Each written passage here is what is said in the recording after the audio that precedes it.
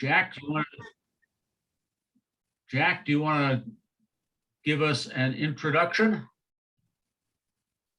Yes, I have to unmute myself, but it's my pleasure to introduce Dr. Sarah Azaransky. She started college at Swarthmore and graduated with high honors and a degree in religion, and went on to Harvard Divinity School, where she got her master's theological studies, and then on to the University of Pennsylvania, where she got her PhD. So now she is an associate professor at Columbia, that is Union Theological Seminary in New York, and is a professor of social ethics and teaches courses to divinity students on, guess what, social ethics.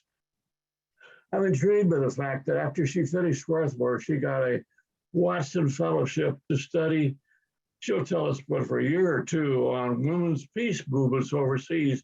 And I'm curious to know how that influenced her later career, because her special academic interest has been how the civil rights movement in the US was part of an international movement for anti-colonialism and independence. And I came across her book into the Montgomery County Public Library, and I'm pleased to say it's available online, and I recommend it to you. And the title, if I get it right here, The Worldwide Struggle, Religion and the International Roots of the Civil Rights Movement.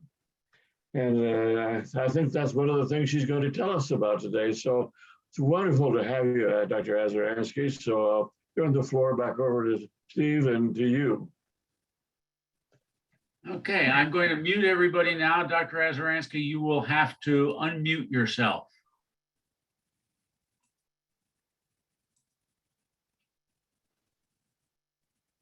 All right, good morning, everyone. Hello. It's so nice to see you all. I'm excited to be here. Thank you for the invitation and for the lovely introduction. I love the question of thinking about how my Watson has influenced my later work. I don't think about that enough, but I'm happy to talk about that. So this morning, I'm going to talk to you about some of the international roots of the US civil rights movement. So I'm going to talk just about a few little moments in the book that John mentioned, and then I'm happy to talk more and happy to talk about some of the framing and what made these international conversations possible. So what I'm sharing with you today comes from this book, and I'll show you the picture just because this sort of indicates what's going on here. That's a picture of Bayard Rustin and Jawaharlal Nehru at a dinner in 1948. So that gives you some of the essence of the ways in which these connections between Black intellectuals and activists and folks abroad. So this book is about a network of Black American Christian intellectuals and activists who looked abroad, including in other religious traditions, for ideas that could transform American democracy. And so I focus on a particular time period, the 1930s to the 1950s, when this network drew lessons, as John mentioned, from independence movements around the world. So this sense that there are anti-colonial and independence movements around the world, and how could Black Americans use those lessons in the United States? So this group that I'm talking about and that I write about here includes professors and public intellectuals such as Howard Thurman, Benjamin Mays, and William Stewart Nelson, each of whom met with Mohandas Gandhi in India. And I'll talk about a few of those meetings in a minute. It includes ecumenical movement leaders, notably YWCA women, like Juliet Derricotte, Sue Bailey Thurman, and Celestine Smith. So Thurman and Smith also met with Gandhi in India. And it included innovators of Black Christian nonviolence, like James Farmer, Pauli Murray, and Bayard Rustin, who I can also talk a lot about. I'm writing right now about Rustin, a religious biography of Rustin. People in this group became mentors, advisors, and co-workers with Martin Luther King, and so became links between Gandhi, who was assassinated in 1948, and King, who becomes a national figure in the spring of 1956. And so with you this morning, I'll talk just a little bit about Howard Thurman's and Benjamin Mays's meetings with Gandhi in 1936, and some of the resulting religious and political reflection. And so one of the things I want to underscore is that Thurman and Mays were able to take lessons from Gandhi despite particular criticisms of Gandhi's program, which I'll also talk about. So Howard Thurman and Benjamin Mays were among the earliest Americans to meet with Gandhi.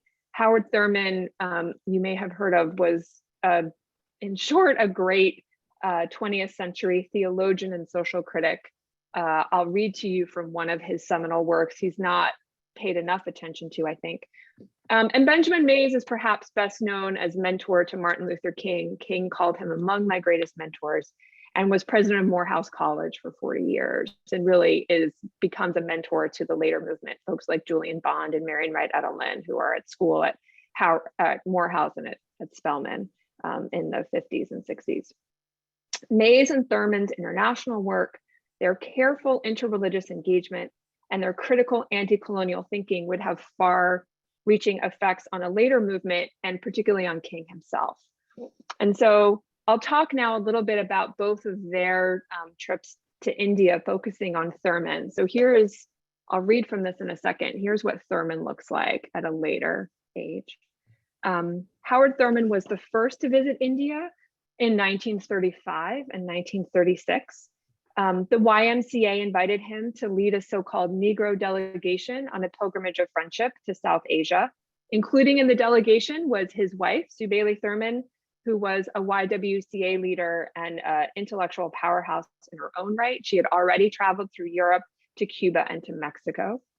And Howard Thurman and Sue Bailey Thurman were thrilled by the chance to go to India, because already by the 30s, they had been following Gandhi's efforts in the Indian independence movement. And they were really convinced, in particular, by how the Indian independence movement was using religion, that this could be a model for what an American racial justice movement could do. And Thurman and the delegation, during their trip from 1935 to 1936, they went all over the subcontinent. So if you can imagine the map in your head, for 5 months, they traveled the length and breadth of what is now Sri Lanka, Burma, Bangladesh, India, and Pakistan, all the way to the border of Afghanistan, which is a big trip today, was certainly a big trip in 1935, 1936. And they met with activists and intellectuals, and throughout lectured on American politics, history, and religion. So for instance, one of the people that Thurman sought out was Rabindranath Tagore, and the delegation made a special trip to his university outside Calcutta. And there Thurman also met with K.M. Sen, who was a scholar of Indian mysticism, but also Amartya Sen's grandfather. And Amartya Sen was 2 years old at the time and lived at the university. So I imagine him toddling around as Thurman was visiting. Near the end of the trip, the delegation met with Gandhi, and Howard Thurman was well prepared to meet with Gandhi and was really eager to ask Gandhi about tactics Americans could use in a racial justice movement in the US.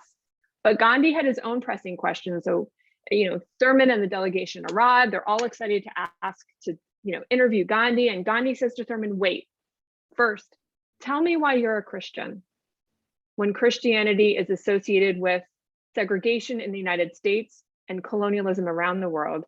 Gandhi asked Thurman, why aren't you a Muslim instead? Because in Islam, there is no color line. And so there's a lot more to that exchange, which I'll talk about in a minute. But this question of why Thurman was Christian, this struck him, not simply because Gandhi was asking it, but because he'd been hearing it all throughout the trip. So he meets with Gandhi in March. He first arrived in October. So throughout, he'd been asked this question about, why are you here talking to us as a Christian? What's going on? And so I'd say the exchange that had the greatest effect on him happened very early in the trip, on his first stop in Colombo, what is now Sri Lanka. And he was giving a lecture at a university there. And Thurman he wrote about this particular exchange a number of times. That's how you know it's sort of important, and he was working through it.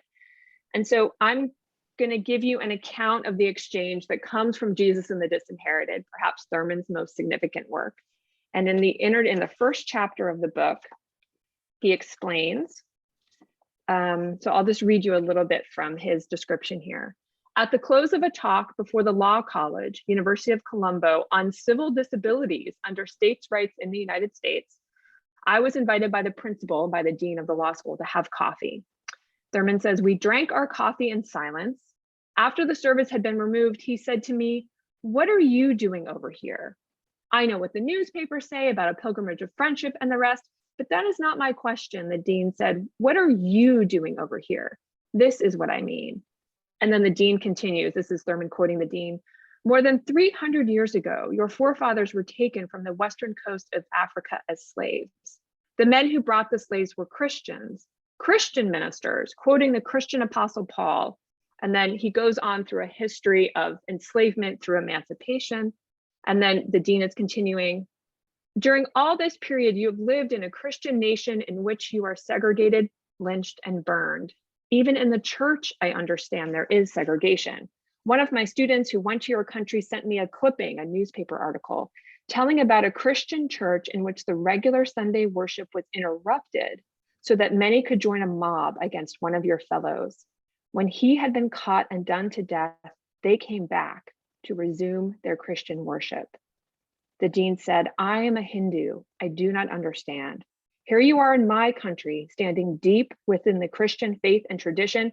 I do not wish to seem rude to you, but sir, I think you are a traitor to all the darker peoples of the earth. And I am wondering what you, an intelligent man, can say in defense of your position. Well, the next sentence, Thurman said, our subsequent conversation lasted for more than 5 hours. So they were talking it through. And Thurman took this question really seriously, as you can tell, because he's recounting it. He doesn't reject it and say, oh, you don't know what you're talking about, because the law dean clearly knew what he was talking about. He knew American history and he recited it back to Thurman. Of course, Thurman knew it as well and had experienced it, was part of it, but recited it chapter and verse. And so Thurman took this question really seriously. And when he returned from India, he set about responding to the question. And this book sketches a response. In this book, I'm holding it up. It becomes important later, and its size is important. It's a slim little volume. So one of the things I love about Thurman in this book is I tell my students he does what any good Christian theologian should do when he has a difficult question. He rereads the Gospels. And when he does, he sees what he always knew, but he sees it in a new way. And that is that Jesus was a poor Jew who lived in Palestine under Roman occupation without citizenship status. And so Thurman uses the Christian story to analyze American politics, that Jesus's experience of Roman occupation was just like Black Americans' experiences of Jim Crow.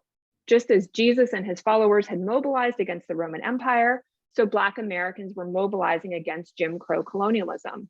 Thurman writes in Jesus and the Disinherited, the striking similarity between the social position of Jesus in Palestine and that of the vast majority of American Negroes is obvious to anyone who tarries long over the facts. So by lifting up Jesus's resistance to Roman occupation, Thurman showed how the religion of Jesus could provide techniques for confronting Jim Crow. And so what's also fascinating about this book is it is very much a response to his travel throughout India and the subcontinent.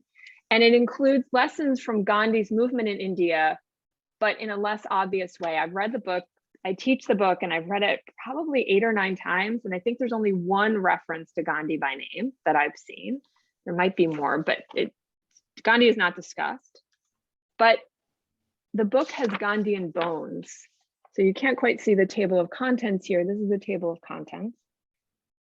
The table of contents reflected Gandhi's program. The middle chapters are fear, deception, and hate. These are the antitheses of what Gandhi described as the cardinal principles of nonviolence, fearlessness, truth, and love. And Thurman's final chapter is love, not about a feeling, but about careful critical action. So Thurman employed Gandhi's terms in Thurman's own theological construction to demonstrate in the first 3 instances what Jesus overcame, fear, deception, and hate. And then finally, what Jesus promises, love. So here we have in Thurman's signal theological contribution, he relied on a Gandhian outlook, which is drawing on Hinduism, among other moral traditions. So this Christian theology, I say to my students, also relies on a particular kind of interreligious engagement. He becomes a better Christian theologian through these challenges from people in other traditions and drawing on resources from other traditions. Now, I keep on holding up the book because this little book becomes really important, becomes a primary text in the later movement. So Vincent Harding, who traveled with King, said that King took two books with him almost everywhere. One was, of course, the Bible. The other was Jesus and the Disinherited. So he had this with him throughout his movement work. And so King carried with him this book that emerges in part out of international travel and a very direct challenge for Thurman to see himself in a new way and to see his religious tradition in a new light. And in it, Thurman outlined fearlessness, reverence for personality. And Thurman, this is finally published in 1948, although he was working on it since from the late 30s on. And in it almost sounds anachronistic. Thurman talks about how to free white people from what he calls our white necessity. And so these become mainstays of King's activism and of King's great contributions to democratic theory and Christian theology. And so I just want to say it's worth noting again that key for Thurman's theological innovation was his challenge to see himself in a new light, his willingness to accept that challenge. Someone says, I think you're a traitor to all the darker peoples of the earth. He doesn't say, no, you don't know what you're talking about. He says, oh, let me think about that. And so just as Thurman took seriously hard questions directed at him, he never shied away from asking difficult questions of others. And so he was really able to learn from lots of different people, including people whose moral visions were limited. And so Gandhi, as are all human beings, is an example of someone with a limited moral vision. So recently, I mean, there have been all along in India, but I think especially in North America, these have become more available in the last 15 or 20 years or so. There have been important reevaluations of Gandhi's work, prompted by questions like, why did Gandhi exclude Black South Africans from his movement there? Could Gandhi reconcile his service in the Boer War with Gandhi's later anti-imperialism? Why did Gandhi early in his career oppose untouchability but not caste? And so so these are, so my students will have these criticisms and say, well, how are we thinking about Gandhi and what does that mean? And I say, well, it's really important and interesting, and those are good questions. And in 1936, Howard Thurman and Benjamin Mays asked Gandhi these precise questions because they knew and they were engaged in the kind of larger sphere of Indian politics and Indian anti-colonialism. So Thurman met with Gandhi first in March 1936. Mays traveled to India later that year and met with Gandhi actually on New Year's Eve, so December 31st, 1936. And both Mays and Thurman were really well read on Indian politics and Indian religions and the history of Gandhi's organizing. So they were really prepared to ask him difficult questions. So for example, when Thurman and the delegation are meeting with Gandhi, and first Gandhi asks Thurman the question, why are you Christian? When it's Thurman's turn to ask a question, the first question Thurman asks to Gandhi is, did Black South Africans play any part in your movement there? So Thurman here is referring to the first phase of Gandhi's career when he organized against excessive taxes and restrictions on free movement for Blacks and Indians in South Africa between states. Now, the simple answer to Thurman's question was no, Gandhi didn't organize with Black South Africans, and Thurman knew that before he asked. Gandhi replied to Thurman, quote, I purposely did not invite them. It would have endangered their cause. They would not have understood the technique of our struggle, Gandhi's talking about Black South Africans, nor could they have seen the purpose or utility of nonviolence. Now, Thurman also knew this wasn't true because Thurman's friend and colleague, YMCA leader Max Yergin, had been in South Africa organizing with Black South Africans in 1920, including experimenting with nonviolence, that become seeds of the group that would become the African National Congress. So Gandhi did not explain why Black South Africans would not have understood nonviolence, but for his part, Thurman wanted to know more, and he asked Gandhi, How are we to train individuals or communities in this difficult art? And the Gandhi replies, it requires, quote, living the creed of your life, which must be a living sermon. And Gandhi says there is no easy path. Ahimsa, or nonviolence, requires persistence and perseverance. And Sue Bailey Thurman, YWCA leader, Thurman's wife, wondered how to apply ahimsa or nonviolence in extreme but not uncommon situations in the United States. She asks, quote, what if my own brother was lynched before my very eyes? And Gandhi replied, there is such a thing as self-immolation, he said, which Gandhi described as completing separately from the community that perpetrated violence. Gandhi said, quote, I must not wish ill will to the perpetrators, but neither must I cooperate with them. Gandhi continued, it may be that ordinarily I depend on the lynching community for my livelihood, but non-cooperation means with every aspect of evildoers. So this is just a fascinating conversation between what would become some of the seeds of the American civil rights movement, asking Gandhi these difficult questions. And it's worth noting that non-cooperation would become a linchpin of the Congress of Racial Equality's organizational plan that was developed in 1942 by Howard Thurman's student at the Howard School of Religion, James Farmer, who later becomes known as the leader of the Freedom Rides and the leader of CORE into the 60s, one of the big four of the civil rights movement. So this delegation with Gandhi in March of 1936 with the Thurmans concluded the meeting by asking Gandhi to come to the US. So Sue Bailey Thurman says to Gandhi, we have many a problem that cries for a solution and we need your help badly. And Gandhi said he can't come anytime soon because he's so busy with what's happening in India. However, he gave what becomes a prophetic benediction of a later movement. Gandhi says, it may be through Black Americans that the unadulterated message of nonviolence will be delivered to the world. So that's the meeting with Thurman in 1936. I'll say something quickly about Mays, make sure that we get him into the room. Benjamin Mays met with Gandhi on New Year's Eve in 1936, and he asked Gandhi about nonviolence and non-cooperation. He asked why Gandhi worked to end untouchability but not caste. And he also pressed Gandhi to reconcile your nonviolence with what you did in the Boer War. And so I can say more when we talk together about Gandhi's responses, but they didn't satisfy Mays. But I will say that despite that Thurman and Mays both had questions about Gandhi's program, to which they asked Gandhi, and that they didn't always appreciate his answers. Mays and Thurman nevertheless returned back to the United States, returned home, and lectured widely in the late 1930s about Indian politics and Indian religions and about Gandhi's movement. So one example that I love to show my students, it's just an excellent example of, and we can talk too about the significance of the Black press in this regard, of Black newspapers, and really talking about Gandhi and having him be more widely known.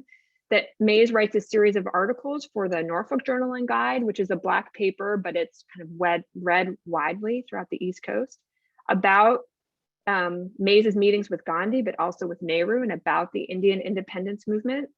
And what's fascinating is Mays at the time is dean of the Howard School of Religion. He's an ordained Baptist minister, but he's really doing this careful religious studies scholarship.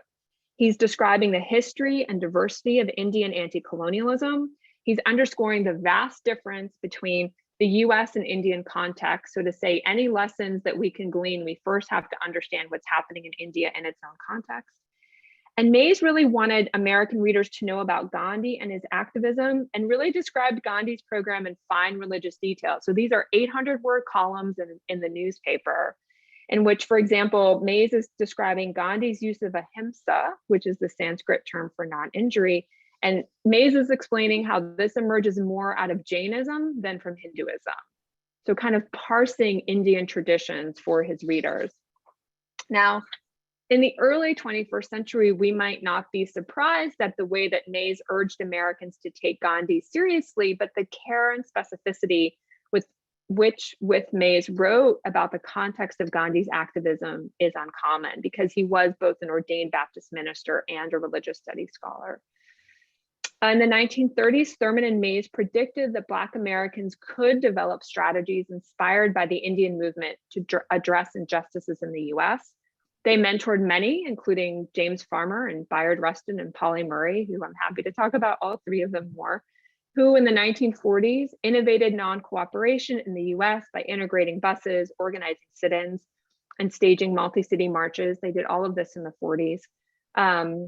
Sparked by Indian precedents, yet arising as a specifically Black American activism. And of course, Thurman and Mays mentored King and nurtured in him a capacious sense of how justice in the US was tied to freedom campaigns in other parts of the world. And so one of the things I'll end on, and one of the things I really want to underscore to my students as well, is how recovering the work of Thurman and Mays, but also when we talk about Bayard Rustin in a particular way, James Farmer, Polly Murray, and many others as well, is that they remind us that American resources weren't enough, that Christian resources weren't enough. If we properly label them as American Christian activists, it's really recognizing how their writing and practice shows us the value of transnational and interreligious encounters, and that how our own moral, religious, and democratic understandings that are American can be sharpened from people in other parts of the world and from religious traditions and other that are our own. And it also really underscores, I think, the importance of disputation and disagreement for helping us to see ourselves in a new way, that we can take these challenges and come up with sharper and better democratic accounts, sharper and better theological accounts. And that part of this is what helped, for example, Thurman and Mays become significant and important living links between Gandhi and King. So I will end there. I look forward to talking to you and answering questions. Thank you all. Thank you so much. You've taken us through what sounds like sort of the first generation of contact between the American Civil Rights Movement and the Indian movement. I'm wondering how that then translates into the second generation. Isabel Wilkerson talks about King's trip to India and how he is welcomed as an untouchable. How did King's trip relate to that earlier generation of trips, and what other major contact was there in that generation? Great question. And I could not have seeded that question, I'm laughing, any better. So there's one bureaucratic connection that's important, and that is King's trip that was organized. William Stewart Nelson, who was friends and colleagues with Mays and Thurman, when Mays leaves Howard to go be president of Morehouse, William Stewart Nelson is who comes in to be dean of the School of Religion. And he goes to India almost a decade later, 1946 to 1947. So he's there for independence and partition. And he works actually with it's a joint British-American, but it's the American Friends Service Committee ambulance group working in Calcutta, working in the midst of really the incredible amounts of violence that precede partition and then follow partition. So there's a period in 1946 called the Great Calcutta Killing. And so he's in Calcutta right after he arrives. He and his wife arrive right after this happens. It's a long way of saying he was there for a year, met with Gandhi a number of times, and had a number of connections throughout the country. He was the one who helped to organize King's visit. And it was his connections, especially with the American Friends Service Committee in the US and the folks who were stationed in India who helped to make that possible. I want to say something about King arrives, and so I can say something too. I'm happy to talk about King's internationalism. His first trip had been, I think it was the year before. I'm trying to think of when the year in which King was in India. But his first international trip was to Ghana for independence, and Rustin organized that. But this story that King goes to teach at is invited to a secondary school, and it was a school for Dalits, and he is introduced as untouchable. I think that didn't happen because Mays has the precise same experience with the precise same vocabulary, and which happened in 1936. So I think if and when King was invited to a school, I've looked through his account. He gives an account and he talks about it. And I've looked through his itinerary and looked through his trip. And I think it was one of those cases that he heard the story from Mays however many times and incorporated it into his memory. And it's told as a story about King, but I'm not sure. So that's to say that you really underscore some of the connections. King is invited, when Mays is traveling, he's traveling with a delegation of folks from the YMCA. They're going to an international conference. And Mays and this other colleague who's also a Black American, the other Black American colleague with him to Mays in 1936 and 1937 is his senior colleague. And someone approaches Mays and invites him to go see this church and learn about Dalit education. And Mays demurs and says, no, you need to take my colleague with you instead. And the Indian person who's come to ask says, no, you don't understand, it needs to be you, because Mays's Black colleague was lighter, fairer skinned, and Mays himself was dark skinned. And so that was what was significant and what the teacher wanted the Dalit students to see and to understand. So that's to say, all the details of the story that King later retells, I've not found it in King's itinerary. It's a story that he tells, but I think it actually happened to Mays.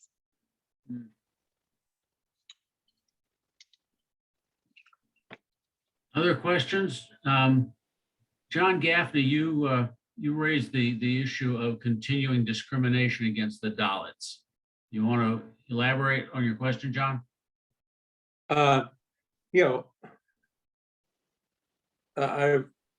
I've read, I'm sorry, can you hear me okay? Yeah.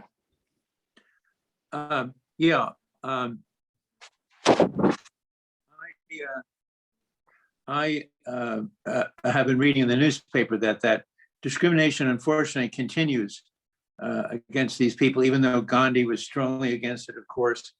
And I think I don't know whether it's in the Indian Constitution or whatever that these people shouldn't be discriminated against, but unfortunately it continues. And Absolutely. Much like discrimination against Black people here. Yep. And so one of the things I'll say that when we have historically had a number of Dalit students at Union. We do right now, who are here, who have completed their divinity work in India and then come to do a kind of a one-year master's that ends up being the bridge between a master's and a PhD. We actually have 2 Dalit students in our PhD program right now. And I say that to say that's a particular identification of it. Historically, folks were referred to as untouchable, which are people outside of any caste. So the term outcast comes from people who aren't even sort of part of the caste system. Right. In the they still have the, they still have the caste system there, even though it's not official with the Brahmins on the top. Yeah, absolutely. Yep. They do. Yes, there is still. And so, what should I say? And so in the earlier part of Gandhi's career, Gandhi was really concerned that Dalits not be discriminated against, but Gandhi did not initially come out against the caste system. And so one of the questions that Mays had when Mays met with Gandhi on New Year's Eve of 1936 was why he opposed untouchability, but at that moment in Gandhi's career did not oppose caste. And Gandhi replies to Mays, well, I think it's very good that sons follow in the footsteps of their fathers. Well, Mays had grown up on a farm in South Carolina where his father was a sharecropper. So I'd really seen and experienced firsthand the kids had worked since they were 7 or 8 years old, all Mays and his brothers and sisters on the farm. And which they were never able to make enough money because of the system of sharecropping. And so Mays, sort of as someone who was born into an American peasantry, was not interested in following in his father's footsteps, nor did his father necessarily want that for him. And so Mays had real questions and problems with Gandhi's politics at that moment. I will say if I'm allowed to have a big historical regret about Mays's experience, is that in the 30s at least, he didn't know about B.R. Ambedkar, who was a Dalit leader and democratic theorist who had come to Columbia University actually and had studied here with John Dewey, among others, and then had gone back and made arguments really against Gandhi, and that what Gandhi was insisting on in the 30s by holding fast to caste was that people like Ambedkar, who was a Dalit, would never be able to have any kinds of freedoms that Gandhi, who was of the second highest caste, even though Gandhi was a colonial subject, nevertheless had the opportunities that would never be afforded Ambedkar. And so Ambedkar publishes what becomes in Indian history this kind of significant landmark text called The Annihilation of Caste. And it's published in, I think it's 1936 or 37, but not translated into English until 2 years later. So when Mays was there, he wouldn't have had access to it. Now, Mays returns to India in 1953, which is the year after the first Indian election, which India was then and is now the largest democracy in the world. And for Mays in 1952 to travel back to 1953 to travel back to India as a Black American, he was stunned and startled and enamored by the fact that you had the largest global democracy was a democracy of peoples of color, formerly colonized and people subjected to colonialism. And Mays wrote a lot about the Indian Constitution. And so to your point, Mr. Gaffney, about whether or not the Constitution protects Dalits, B.R. Ambedkar was the person who wrote The Annihilation of Caste. The Dalit was one of the significant authors of the Constitution and has these incredible accounts of sort of free movement and free association that Mays was so taken with, because as a Black American traveling to India in 1953, those were not available to him in the United States. So it's still not clear, like Mays, who knew so much and was so intent about learning about Indian politics, would have read about Ambedkar, but doesn't end up writing about him. So I feel like it's such a lost opportunity. There has historically been connections between Black Americans and movements that continued, certainly in the 30s and 40s, including the Panthers having connections with Dalits. So there's a group in India called Dalit Panthers. So these these seeds of radicality continue to be in conversation. So I'll stop talking. Thank you so much, ma'am. Yeah. Tusty, and you say you have a question that you need to explain rather than write in the chat. Yes, thank you, Steve.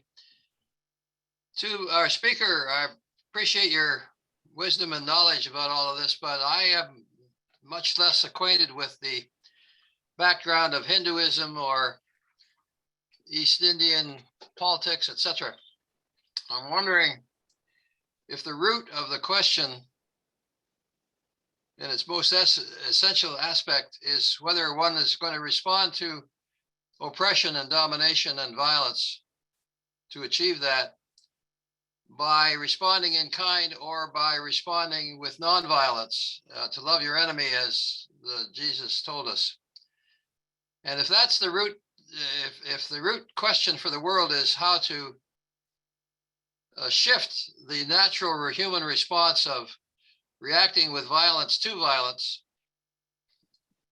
if the root question for us is how to convert that to the nonviolent response of love your enemy, and we draw wisdom from the history of the Black movement in America, reaching out and learning from the anti-colonial movement in India and elsewhere, is there a long evolutionary trace that we can find I'm just interested in what you might be able to say to us. Maybe it's a too broad a subject, and maybe others are not interested in that as much as I am. But it strikes me that reducing it to its essence is what I've said. And anything you could say that would illuminate that for me would be helpful. And I don't mean to dominate. Others have other questions. Thank you. No, can I ask a clarifying question? So are you talking about the roots of nonviolence, particularly in Indian traditions, or the roots in like Gandhi's articulation of nonviolence? I guess Or I was just getting to something more basic and essential than that in the human experience. Mhm. What is the origin of the, aside from Jesus, do we have another evidence in recorded history or whatever we use as evidence for the fact that the issue has the theory that the mandate has been put forward: do not respond with violence to violence. You turn the other cheek, which has difficult things that people have talked about what that means. So I'm talking about, seems to me the fundamental idea today is how do you, to respond with violence is a natural thing. That's what Right. wars are about. That's what competition is about. That's what sports are about. That's what conflict is. There's a spectrum that goes from I'm going to oppose, I'm going to assert myself in opposition to your imposing on me. Mhm. So that fundamental dichotomy between the way you respond to pressure on you to do something you don't want to do Right. is essentially the essence of the idea of what it's now. We have only very few figures in history that I'm aware of who are identified with nonviolence as the pacifist answer.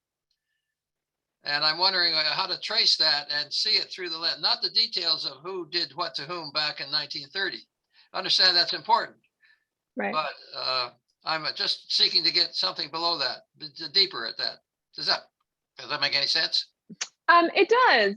And I'm someone who answers every question with like what happened in 1936 or 1948. So I'll try not to do that, but I'll say one of the ways that there's other ways to answer your question, but one of the ways I want to answer your question, what's bubbling up for me is two things. I'm thinking of someone like Bayard Rustin, and I'm thinking actually of someone like William Stafford, who's a white conscientious objector and a poet. He sort of associated, he died, I don't know, he died in the 90s with the Northeast. And I say both of them because both of them are associated with a particular kind of nonviolence.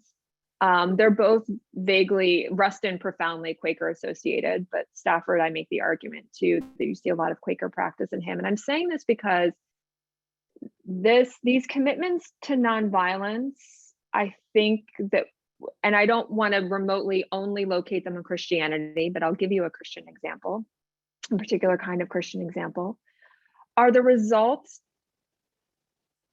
of consistent and repeated, I would say, daily spiritual practice. So there is a reason why Quakers historically have been pacifist. I think even pacifism sort of misunderstands that they've been against domination and oppression in particular ways, sometimes in ways that hasn't been recognized in the time period where they were. And I think that really is related to the ways in which their spiritual practice of sitting quietly and waiting for the Spirit, of getting in touch with themselves. William Stafford talked about his daily writing practice that he did every morning before anyone woke up, was daily tinkering with his integrity. So this kind of, ironically, this sense of withdrawal, this sense of almost withdrawal that Quakers have of sitting quietly together in either a daily or a weekly practice and meeting for worship, that this is what prepares people to undertake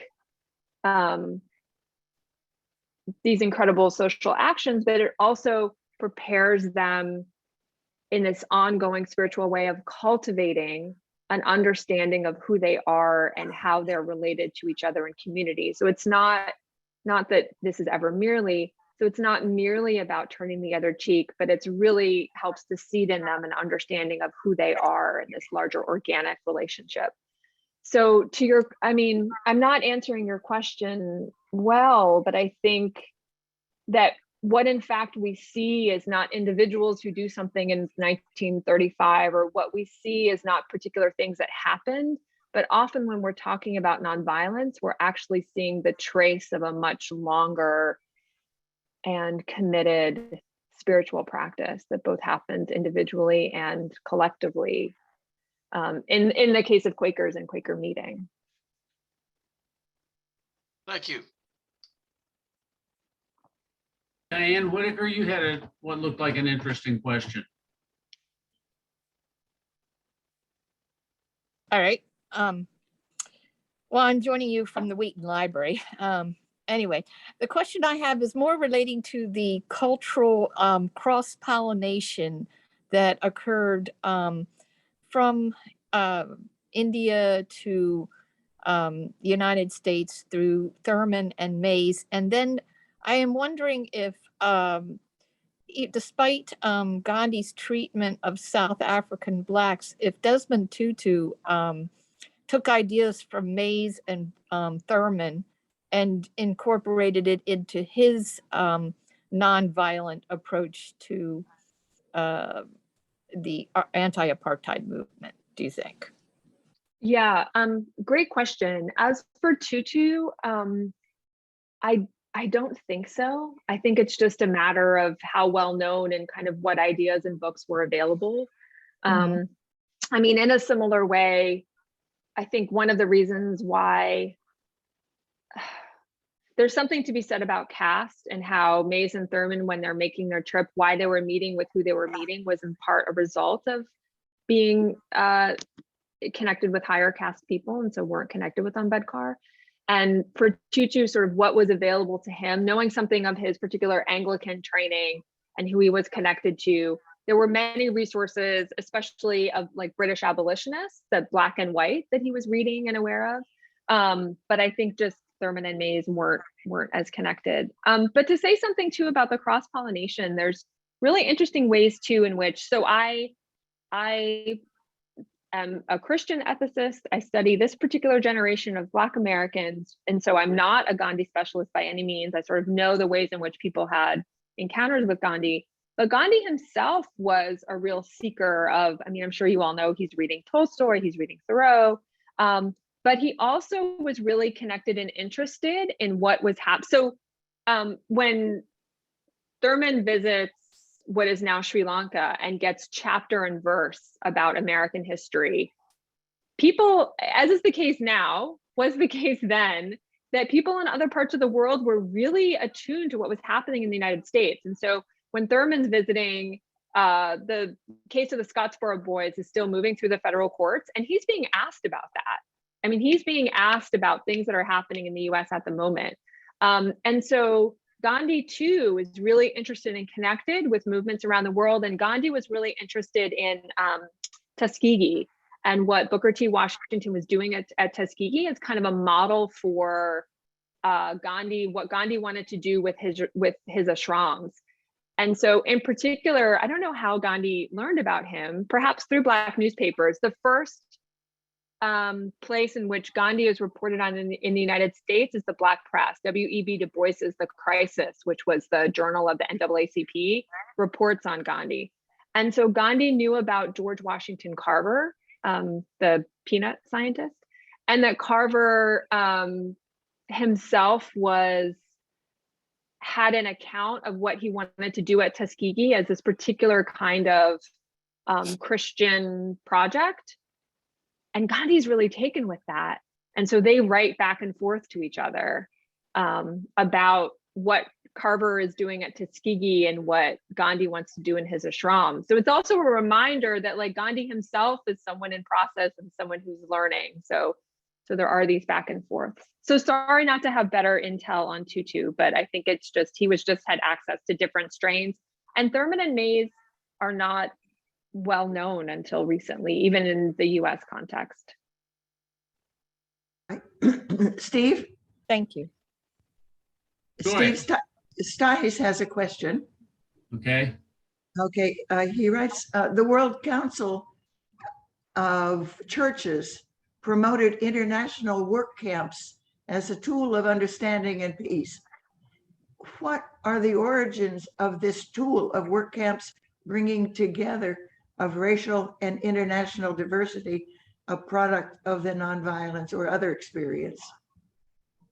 Oh, I love that question. So I'm not a World Council of Churches specialist. I will say this though, however, Benjamin Mays, who I was talking about, was among the international leaders who was part of the movement that would coalesce into the World Council of Churches.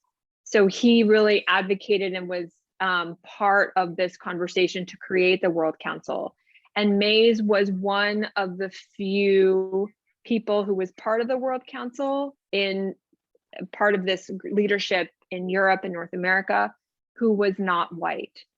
And so he would go to these global meetings where everyone was talking about the value of brotherhood and working together. And then he'd go back to the United States, sort of to the other side of the color line, to how segregation was working in the US.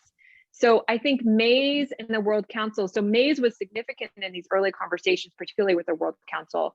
And so I think these end up being, and there's, a history of interracial and these sorts of camps happening in the US as well. There's a name of one of the places in North Carolina, whose name I forget, something mountain. But I think that one of the things that the World Council strives to do in part at Mays's urging is have the leadership be more clearly multiracial.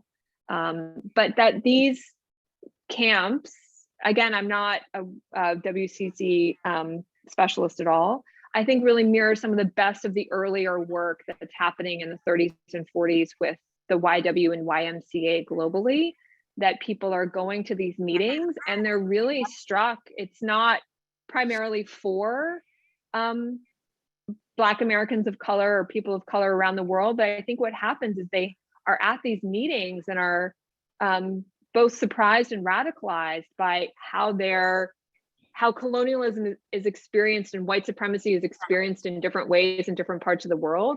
And these become really important seedbeds for the ways in which conversations emerge at World Council later on as well.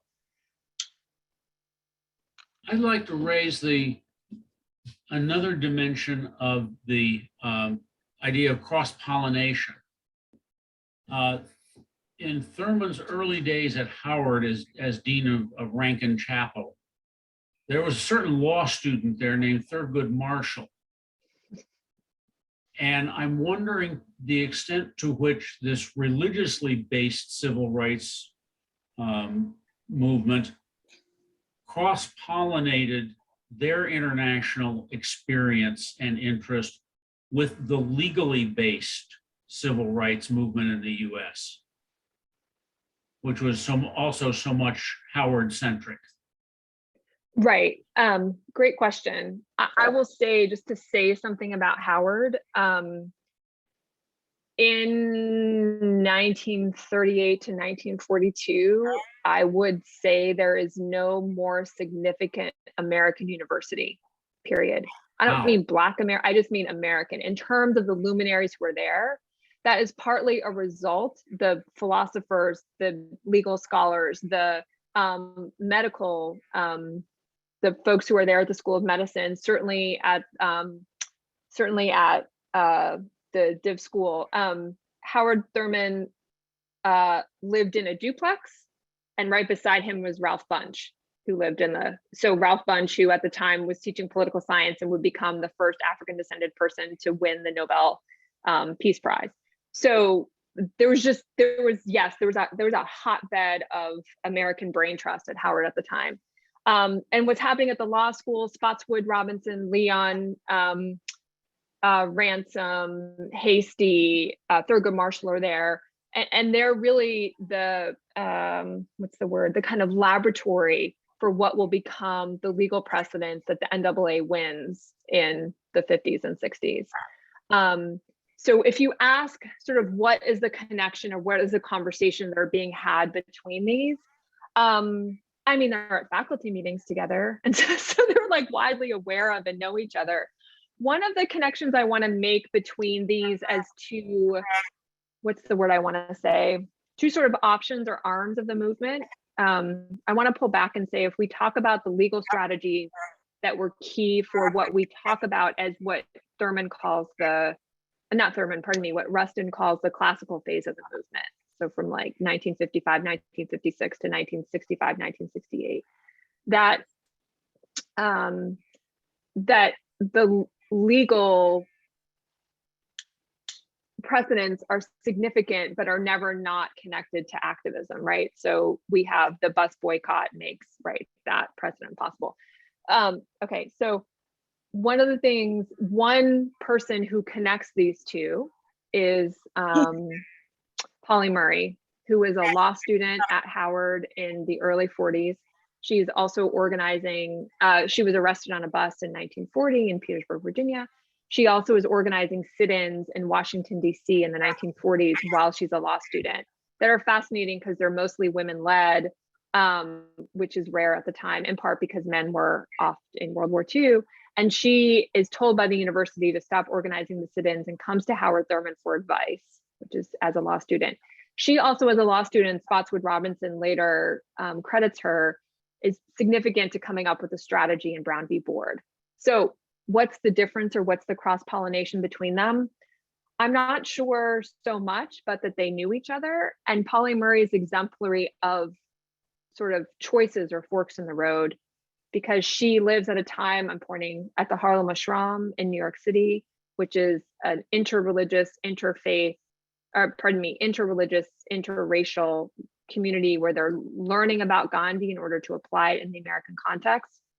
And she makes a decision in the 40s that she sees that law is the path where we're going to chip away in a particular way at segregation in a way that she feels will make the most progress the quickest.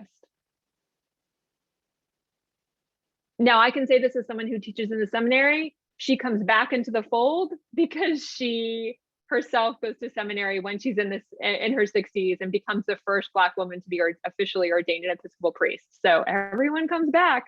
But so she eventually sees that what she calls all these problems of human rights were actually, that she was approaching with the law, were actually these deeper spiritual, she says, deeper spiritual questions. So to your point, I think one of the things that was happening at Howard at the time, there is an awareness of different strategies and different ways of approaching how to pull back and how to destroy Jim Crow. But I think one of the things I'll say to my students is you have to decide what your work is. And I think as much as they knew, I think that the law was one avenue and work for some people, whereas direct action and this activism was another route. Thank you. Dick Tustian I think he sent it just to me, but it's an interesting question. You said that caste is still in place in India. You described the most significant aspects of how that works, either as a social custom or rules that govern behavior. Can I talk about that? Could you? Yeah. I can't responsibly know. I mean, honestly, I have a sense of how it works. I'll say I know this. One of the things I would say is that it is completely different and yet not unlike how caste continues to work in this country, that it works itself racially, but also in terms of social caste, also in terms of immigration status. We have in the United States a whole other ways in which we compartmentalize and limit people's access to resources that are, my children have access to certain resources because they were born in this country that people who were brought to this country when they were 3 don't have access to. And I think, again, so the history of caste is a particular thing. And I would also say that, as is the case in this country, that caste and people outside of any caste in India, there are and has been a rich democratic movements and working to have more freedom for more people, just as there is in this country, as we nevertheless still are profoundly in unequal society here.